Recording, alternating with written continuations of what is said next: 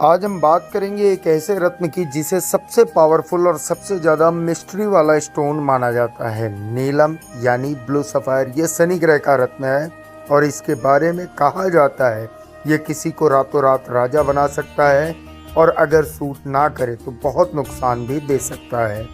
लेकिन आज का वीडियो सिर्फ नीलम के बारे में नहीं, आज हम जानेंगे कि नीलम के साथ कौन से स्टोन पहनने से लाभ मिलता है और कौन से स्टोन भूल कर भी नीलम के साथ नहीं पहने जाने चाहिए। वीडियो को पूरा देखिएगा क्योंकि एंड में हम एक इम्पोर्टेंट कॉम्बिनेशन के बारे में बात करेंगे जो बहुत कम लोगों को पता है। नीलम यानी शनि ग्रह का रत्न माना जाता है। शनि को न्याय का देवता कहा जाता है जो मेहनत, अनुशासन और कर्मा के हिसाब से फल देता है। ज्योतिष शास्त्र के अनुसार अगर किसी की कुंडली में शनि कमजोर हो या शनि की महादशा अंतरदशा चल रही हो तो नीलम पहनने की सलाह दी जाती है। लेकिन यहाँ एक बात समझना जरूरी है, नीलम बहुत ही तेज असर वाला रत्न है, इसलिए इसे अकेले पहनना हो या किसी और स्टोन के साथ पहनना हो, दोनों सोच समझकर पहनना चाहिए। चलिए अब हम बात करते हैं उन स्टोन्स की जिनके साथ नीलम का कॉम्बिनेशन शुभ माना जाता है। सबसे पहले बात करते हैं मोती की। मोती चंद्रमा यानी मून का रत्न है। ट्रेडिशनल ज्योतिष में शनि और चंद्रमा को शत्रु ग्रह माना जाता है, इसलिए ज्योतिषी नीलम और मोती को एक साथ पहनने की सलाह देते नहीं है। लेकिन कुछ मॉडर्न ज्योतिष भी ये कहते हैं कि अगर कुंडली में शनि और चंद्रमा दोनों ही स्ट्रांग पोजीशन में हो और इनका आपस में कोई बड़ा दोष ना हो तो एक एक्सपर्ट की सलाह से ये कॉम्बिनेशन पॉसिबल हो सकता है, लेकिन बिना कुंडली दिखाए ये कॉम्बिनेशन आपको अवॉइड करना चाहिए। अब बात करते हैं पन्ना की, जो बुध यानी मरकरी ग्रह का रत्न है। शनि और बुध को ज्योतिष में मित्र ग्रह माना जाता है, इसलिए नीलम के साथ अगर आप पन्ना रत्न धारण कर रहे हैं तो ये काफ़ी सुख सहयोग माना जाता है। कहा जाता है कि ये कॉम्बिनेशन बुद्धि और विवेक, कैरियर स्टेबिलिटी, बिजनेस और कम्युनिकेशन स्किल को इम्प्रूव करने के लिए बनाया गया है। अगर किसी की कुंडली में शनि और बुध दोनों ही अच्छे पोजीशन में हो तो ये कॉम्बिनेशन बहुत अच्छा माना जाता है।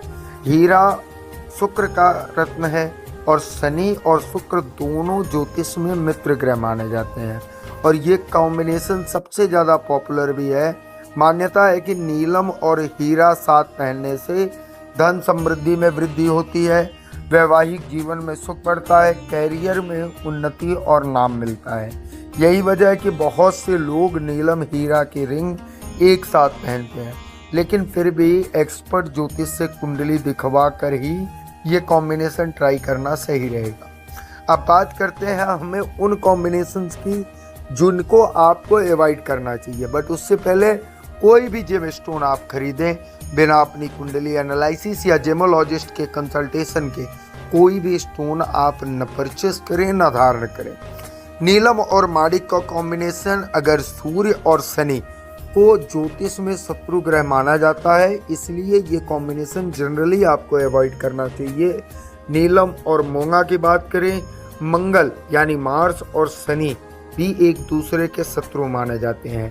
ये कॉम्बिनेशन भी आपके लिए रिस्की हो सकता है।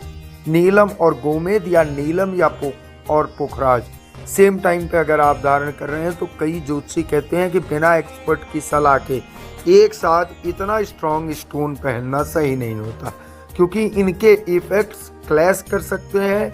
याद रखिए ये सिर्फ ट्रेडिशनल ज्योतिष की मान्यताएं हैं और हर व्यक्ति की कुंडली अलग होती है, इसलिए कोई भी रत्न पहनने से पहले किसी क्वालिफाइड जेमोलॉजिस्ट से आप कंसल्ट करें, एस्ट्रोलॉजिस्ट से आप कंसल्ट करें, कुंडली अपनी जांच करवाएं, तब आप कोई रत्न धारण करें, आपको 100% लाभ देगा।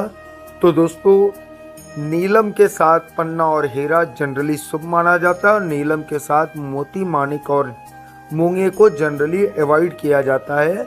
कोई भी रत्न आप पहले एक छोटा सा टेस्ट पीरियड आप रखें, 7 से 8 दिन उसे आप अपने कलाई पे बांध के ठहरें या अपने तकिए के नीचे रख के सोएं, उससे आपको कुछ रिजल्ट समझ में आता है, पॉजिटिविटी आपको दिखती है, रात में सपने खराब नहीं आते हैं, तो आप इसको धारण कीजिए।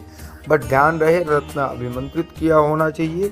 हमारे यहाँ से जो भी कुंडली देखी जाती है और रत्न दिया जाता है वो हमेशा अभिमंत्रित करके और लाभ की गारंटी के साथ पहनाया जाता है। अगर आप कोई भी जेम स्टोन परचेस करना चाहें या कुंडली एनालिसिस करवाना चाहें तो हमसे संपर्क कर सकते हैं।